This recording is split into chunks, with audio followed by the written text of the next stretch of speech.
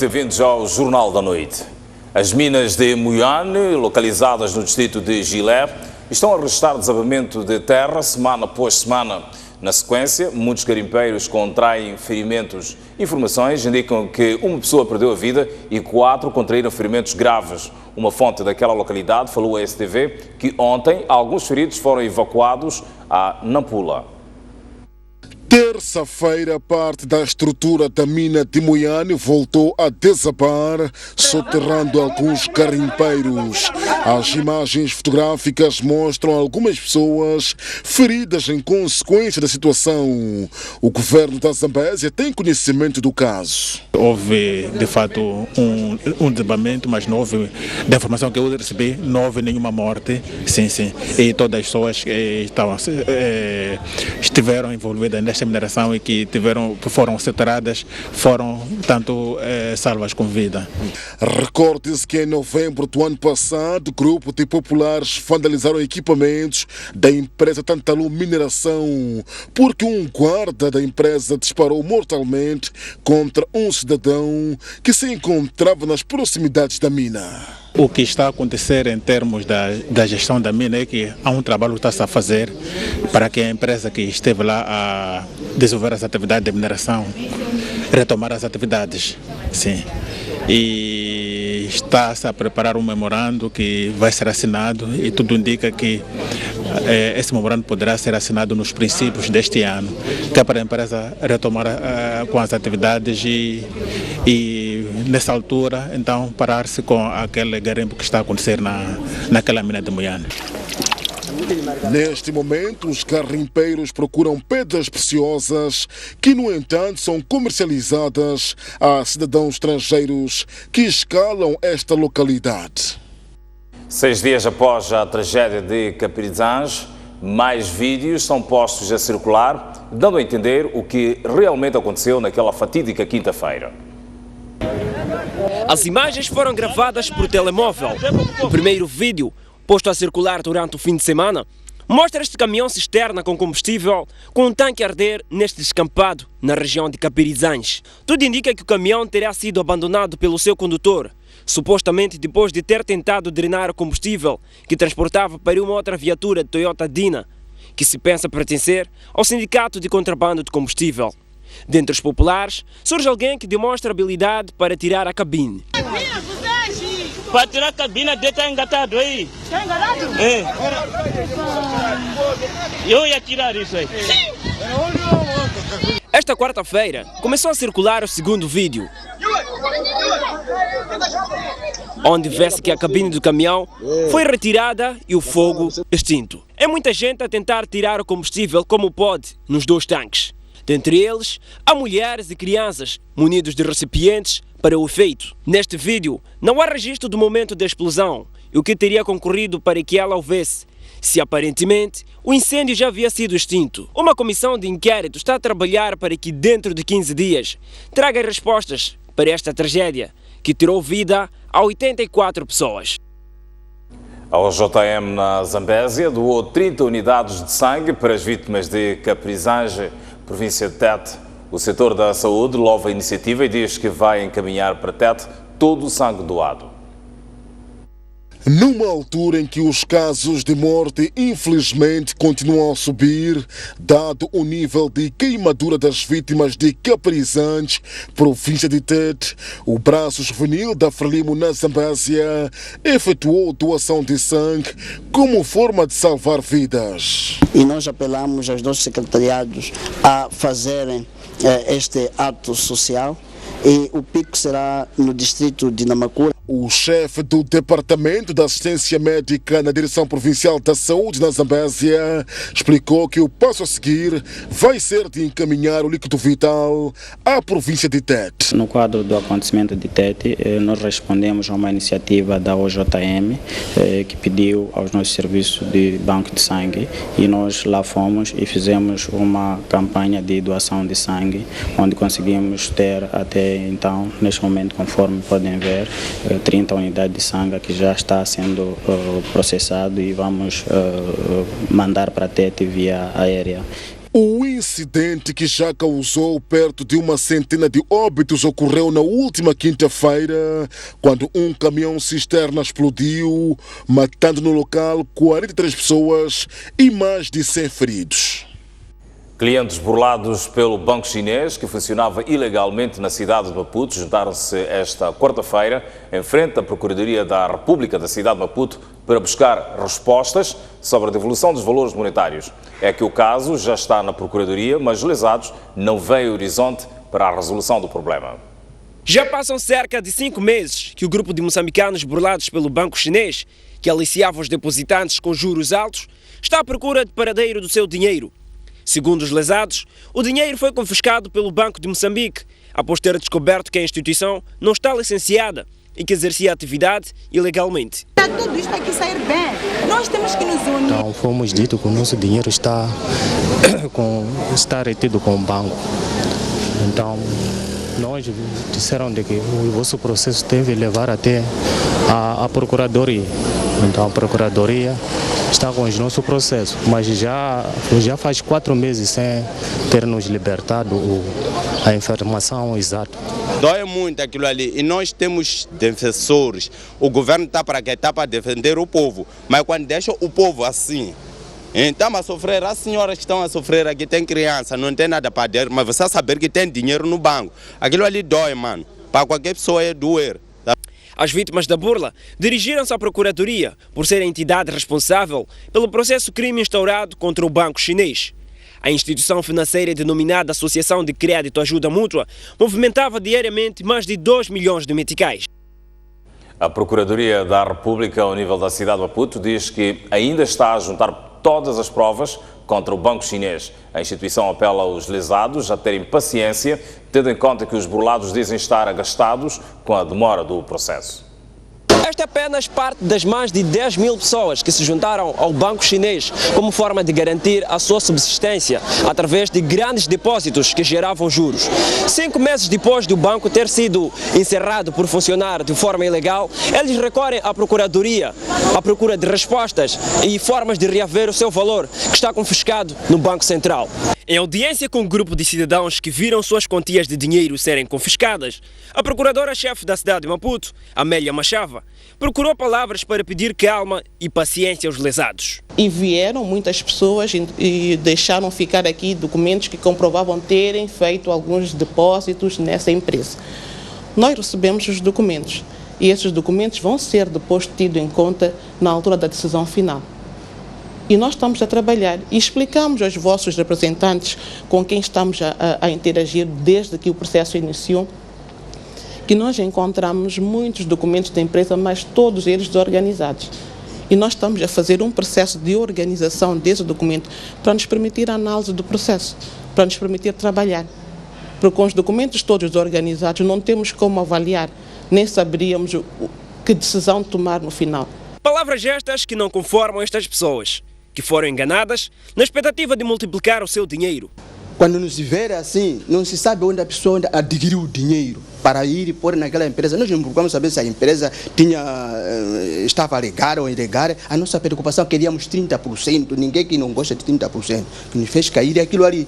E vou dizer da minha parte, aquele dinheiro a mim é fundo de paz. Eu sou combatente. Foi prever fundo da paz, estive a construir, levei aquele dinheiro por ali para angariar um pouco, para conseguir comprar geleira e congelador e começar a fazer meu trabalho. Deverá nos dar uma informação, pelo menos, em relação à empresa.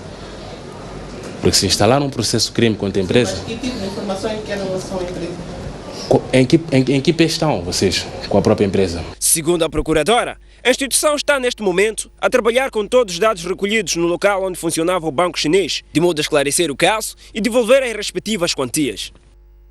O historiador e escritor moçambicano João Paulo Borges Coelho diz que a crise política que se vive no país é resultado de uma transição à fase pós-nacionalista. Na visão do escritor, a Frelimo não está aberta a esta mudança que se caracteriza por uma convivência democrática. É pela primeira vez que o historiador e escritor moçambicano João Paulo Borges Coelho fala da crise política que o país atravessa. Para o autor do romance O Olho de Herzog, a tensão política é resultado de uma nova fase que o país atravessa e a Frelimo resiste a esta mudança. A Renamo, num partido integrado na sociedade, por diversas razões, não será aqui o espaço para discutir isso, e por outro lado há também uma grande resistência da Frelimo a uma abertura, a uma convivência democrática. Quanto ao diálogo político, o escritor acredita que tem sido um processo longo por falta de imaginação ou por má fé dos intervenientes. Negociações de paz que passam por centenas de sessões sem se avançar, é uma pavorosa falta de imaginação, no melhor dos sentidos. No pior dos sentidos é má fé, não é? O escritor acusa a Frelimo e a Renamo de estarem preocupados com os anseios partidários que a paz e o bem-estar de toda a sociedade. Porque é quase como se o que se estivesse a discutir fosse a divisão do bolo entre dois partidos, não é? E o que está aqui é muito mais em jogo, é a sociedade toda e é a felicidade e o bem-estar de nós todos, portanto é a inclusão. Além de ter publicado mais de 10 obras literárias, João Paulo Borges Coelho é professor de História Contemporânea em Moçambique e na África Austral e tem se dedicado à pesquisa das guerras coloniais e civis em Moçambique. O escritor moçambicano João Paulo Borges Coelho lança a sua mais recente obra esta quinta-feira no Instituto Nacional de Meteorologia. A obra, intitulada Água, conta as peripécias de uma aldeia que vive os dramas da seca e assim desperta a sociedade para a necessidade de preservação do meio ambiente.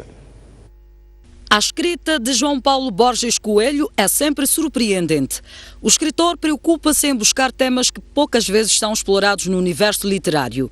Talvez por isso lhe tenha arrecadado 2 prémios, o Prémio José Craveirinha de Literatura, o maior galardão moçambicano, e o Prémio Leia.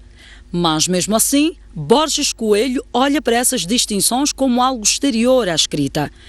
O escritor, coitado do escritor que escreve à procura de prémios, né? Está perdido, né? O prémio é uma extensão, é uma coisa exterior, digamos, à prática da escrita, né? Mais uma obra com sua assinatura vai às prateleiras. Trata-se de uma novela rural intitulada Água. O seu lançamento está previsto para esta quinta-feira, num espaço fora do comum, quando o assunto são lançamentos de livros. Mas há uma razão para tal. Olha, é tudo meio brincadeira, meio sério, não é? Porque o INAM, além de ser um espaço muito bonito, não é, da cidade, é um espaço diferente e é um espaço que lida com a água, né? Que é o tema do livro. Né? E é um livro que vai, além disso, que já é uma razão muito forte, né? Digamos, o INAM é, dentro da modernidade, o equivalente ao feiticeiro que gera água, né? A obra, que conta os dramas da seca no campo, levanta uma série de problemas relacionados à forma como o homem lida com o clima. Na obra Água, João Paulo Borges Coelho mostra problemas do dia a dia que podem ser retratados de forma criativa na literatura. Foi hoje inaugurada a ponte sobre o rio Incomate, que liga a vila de Marraquém ao posto administrativo da Macaneta. Na ocasião, o embaixador da China prometeu que o seu governo vai financiar a asfaltagem da estrada até a praia da Macaneta. Não era fácil, porque era batilão a variar toda hora. Já agora é maravilha. E o sentimento de quem durante anos dependeu do batilão para fazer a travessia dos 2 lados, mas que agora, com a ponte, pode fazer a passagem a pé. As cerimônias de inauguração da ponte foram antecedidas por uma cerimônia tradicional. Seguiu-se o descerramento da placa e o corte da fita, que simboliza a abertura oficial da infraestrutura, que faz parte do projeto da Circular de Maputo. A travessia fácil e segura do rio Incomate em Marraquém vai igualmente impulsionar o turismo e outros negócios e reduzir os custos de transação de produtos agrícolas e outros devido à maior facilidade de circulação entre a costa e o interior.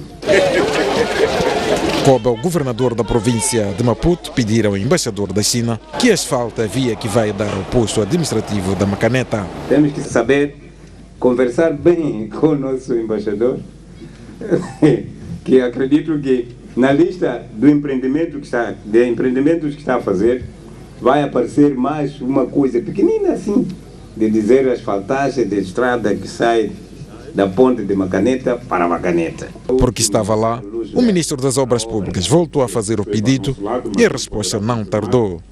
O que eles estão a pedir agora é a asfaltagem da estrada da Macaneta, a partir da ponte até a Macaneta. Senhor embaixador? Bom, ele fez que sim com a cabeça, então o compromisso está feito. Assim, com o comprometimento da construção daquela via, espera-se que Macaneta assista a um crescimento assinalável na área de turismo, uma das suas grandes potencialidades.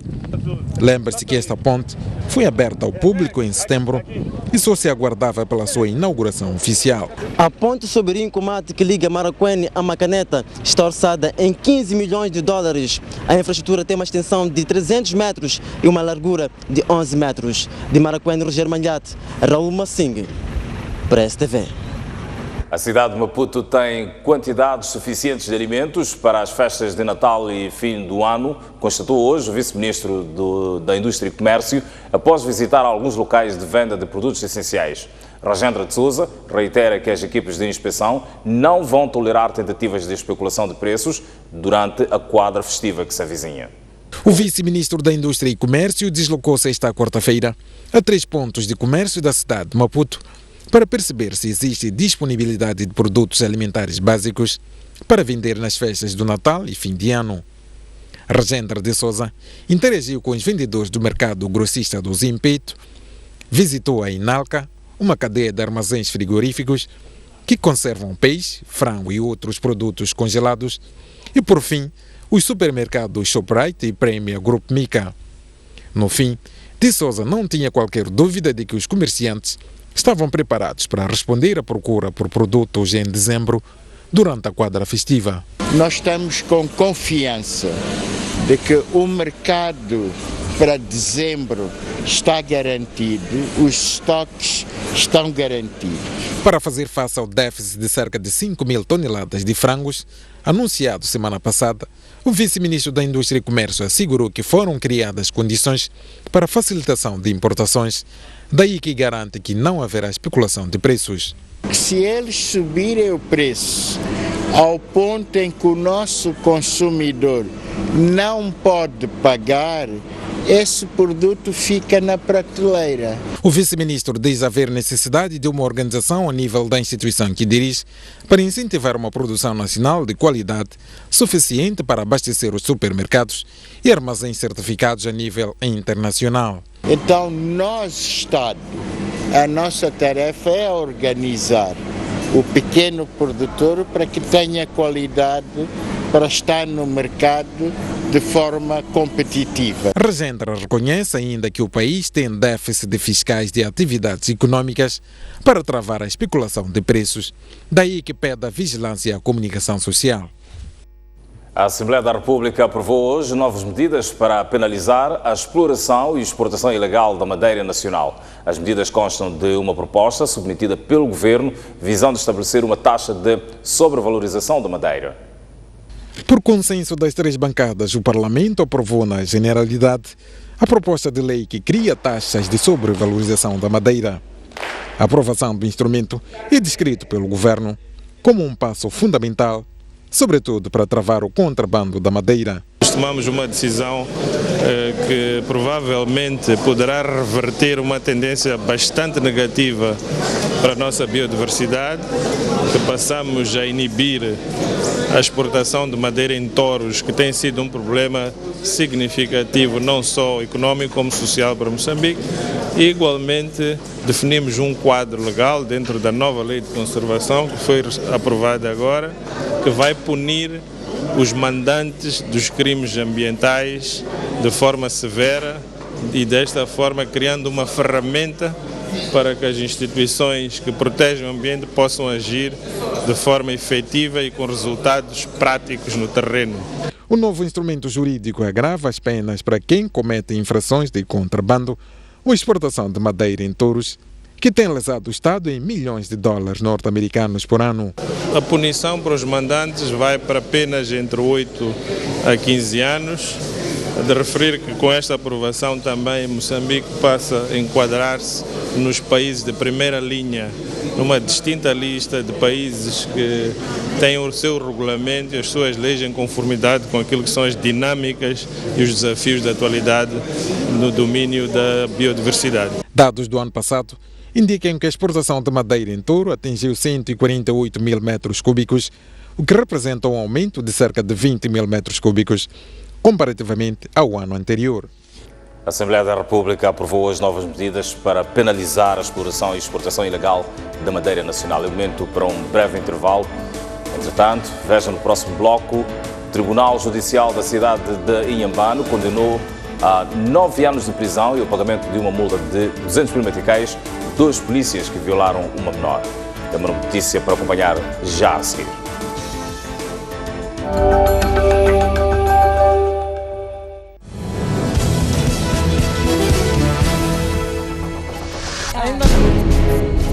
À quarta-feira, às 23 horas, Boaventura Mucipo junta-se a 3 grandes mulheres da sociedade. Gera-se tudo, caça-se tudo, para. Visão por revisão. Para colher a visão, a voz e análise. E como é que interpreta este sinal? Sob perspectiva feminina de diversos assuntos na ordem do dia. O que a Renamo está a fazer é uma afronta ao Estado. É preciso cantar muito alto, bem. E que esse bem seja real. A arma e a guerra não são a forma de resolver os nossos problemas como cidadãos. Estão-se a manchar, vocês. Não há ninguém que vai tapar o sol. Os processos são dinâmicos das revoluções. Todo mundo está amarrado em algum lugar e acha que é ali onde tem que comer. Os políticos têm uma responsabilidade bastante grande. Estamos a tocar batuques, ninguém está a ouvir. É preciso que venha para eles poderem explicar. Despolitizar excessivamente o órgão eleitoral, o que quer dizer? Opinião no feminino.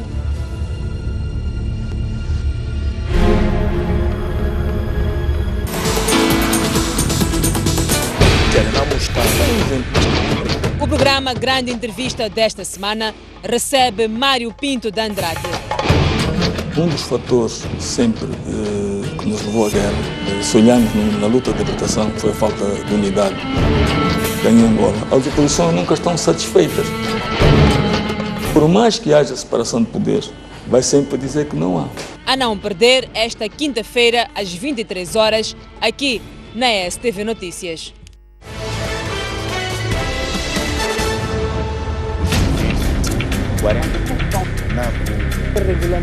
Comece a semana informado sobre os direitos na aquisição de bens e serviços.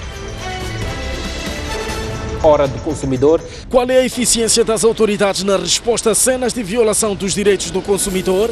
É uma realidade. Isto não é segredo para ninguém que na função pública a corrupção é que reina. Mas a minha questão agora é, estou lesado porque fiquei todo dia sem trabalhar, porque o mesmo operador tinha problemas técnicos. Quando a gente tem que reclamar, a própria burocracia não. Como agir perante flagrante quebra de direitos do consumidor? Nessas situações, qual é a garantia que é oferecer a lei?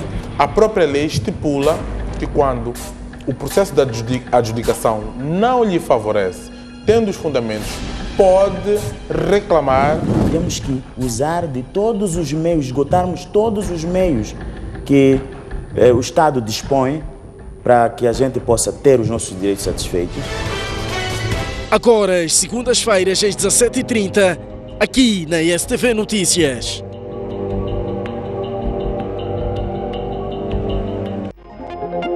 Já pode ler o jornal do País quando quiser e onde estiver.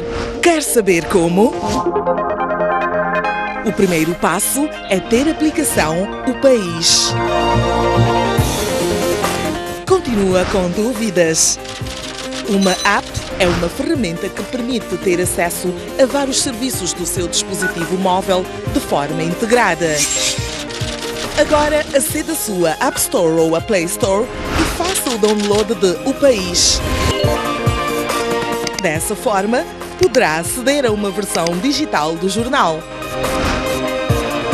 Assim, não deixe de acompanhar todas as edições do jornal. O País. A verdade como notícia.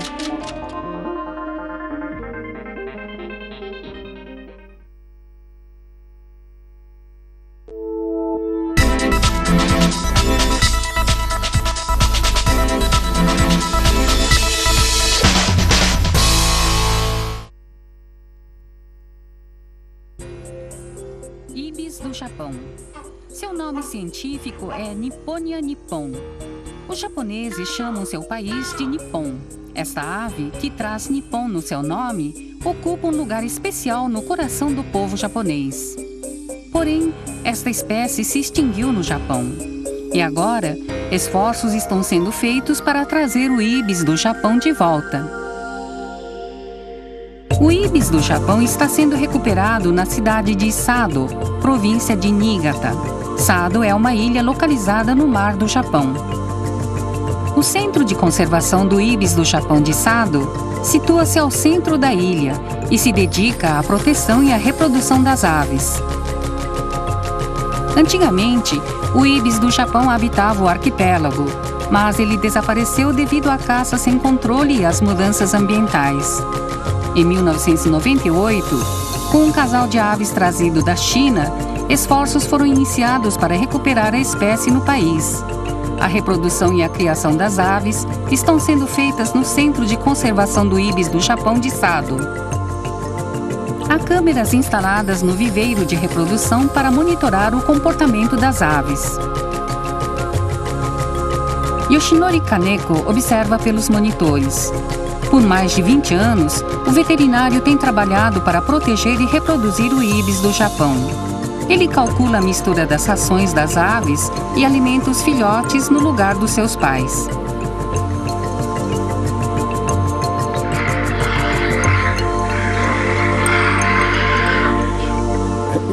Ele diz: a principal meta é procriar os ibis do Japão e reintroduzi-los à natureza. Existem duas coisas que temos que fazer: aumentar o número das aves e fazer com que elas voltem ao ambiente silvestre. Esta é uma instalação para reintroduzir as aves à natureza. No centro de Sado, elas são treinadas por 3 meses para retornarem à vida natural. Em um ambiente similar à da natureza, elas aprendem a obter alimentos e a voar.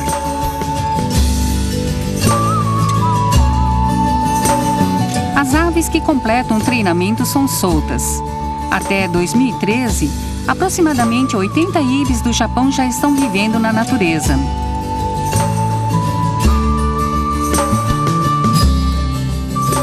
Doze filhotes também já nasceram em ambiente natural.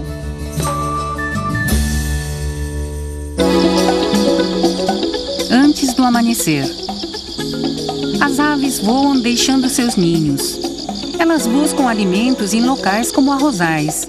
Há pessoas que observam os ibis do Japão. Elas investigam o número e o comportamento dos mesmos. Os dados compilados são essenciais para uma reintrodução com sucesso à natureza.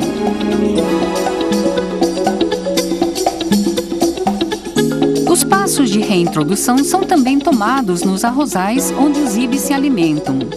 O fluxo de água cria um habitat propício para as criaturas que lhes servem de alimento. Ele diz: creio que as pessoas de Sado desejam muito conviver com os ibis do Japão. Trabalhamos para criar uma sociedade e um meio ambiente que possibilite nossa coexistência. Esforços estão sendo realizados para recuperar a natureza perdida e criar um mundo no qual as pessoas e os ibis do Japão possam coexistir. Um mundo sem referências é um mundo sem norte.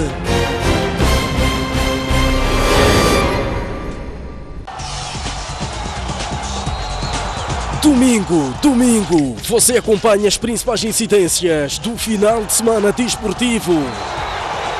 A arte e magia das estrelas. A festa e emoção.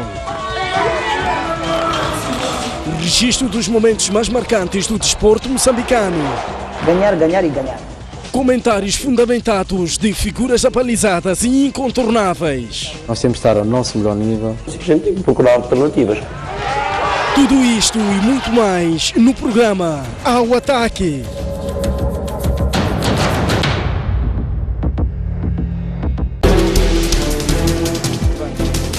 Combate ao crime é a palavra de ordem da chegada do líder da RNAP à cidade portuária de Natal. Davis Mango deixou ficar as seguintes considerações. A partir da cidade da Beira e com imagens de Manuel Chicava. No interior desta viatura seguiam 4 ocupantes. Bairros periféricos das cidades de Maputo e Matola. A alma do magistrado calou-se precisamente neste local. As notícias do país cabem todas aqui.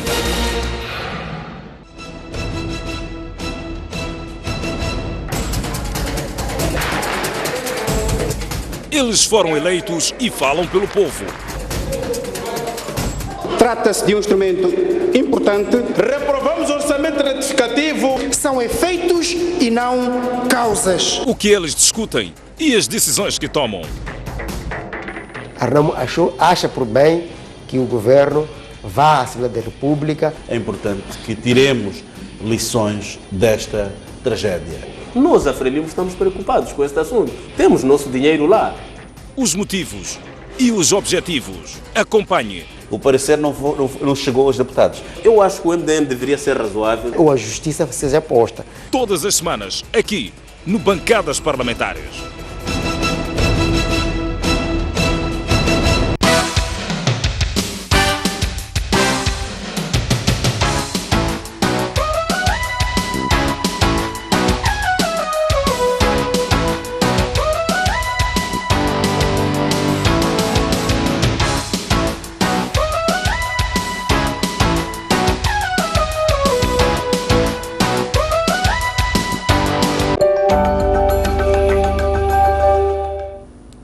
Retomamos as notícias no Jornal da Noite.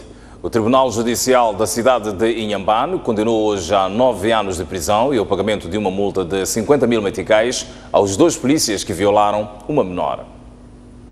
E julgando procedente a da outra querela dada pelo Ministério. O juiz Alexandre Jovo entende que ficou provado que os 2 agentes da Polícia da República de Moçambique violaram a menor de 17 anos de idade nas instalações da 2ª Esquadra da PRM, naquela urbe. O juiz desta 2ª secção, em nome da República de Moçambique e julgando procedente a da outra querela dada pelo Ministério Público, acordam por unanimidade em condenar os réus Wilson Bernardo Mbambamba e Sérgio Francisco Macão, melhor identificados nos autos e membros da PRM, pela prática em coautoria material do crime de violação, a cada um na pena de prisão maior de 9 anos, ao abrigo do disposto nos artigos combinados 218, 222, número 1, a linha G, e 41, número 2, todos do Código Penal.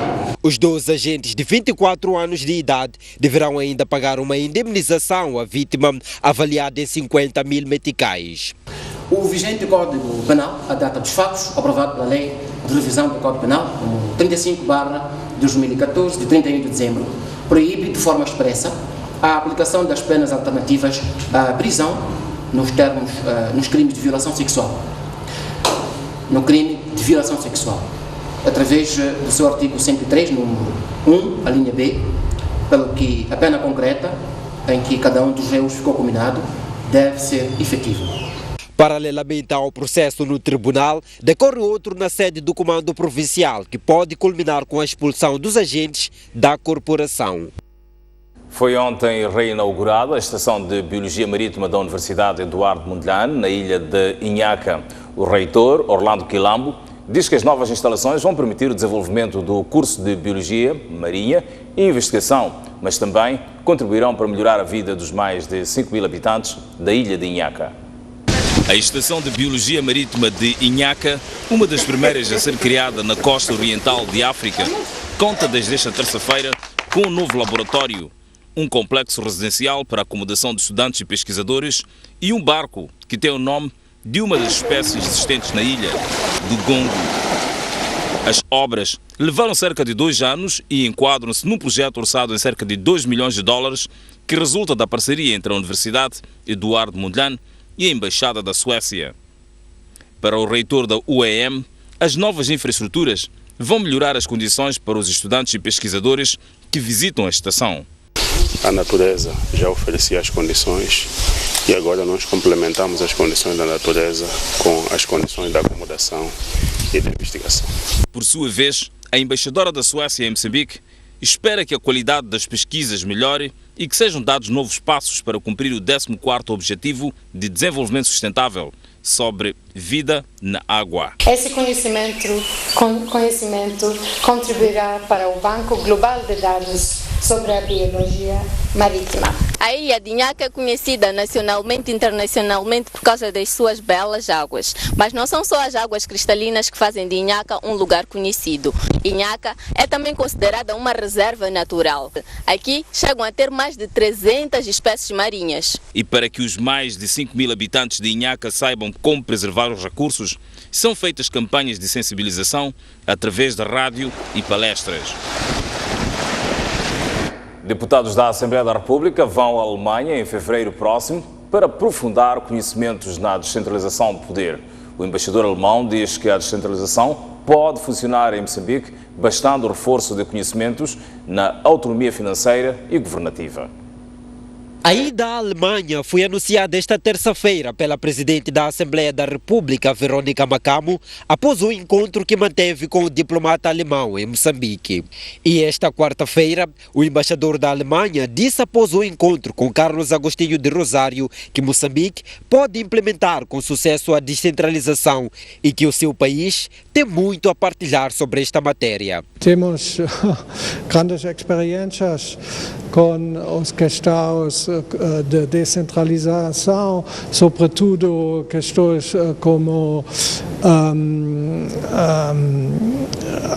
intensificar a participação da população local no questões de democracia, do multipartidarismo. Além do embaixador alemão, o primeiro-ministro recebeu também em seu gabinete a embaixadora de Portugal e o alto comissário do Zimbábue. A diplomata portuguesa falou da cimeira entre o seu país e Moçambique, que poderá acontecer em 2017.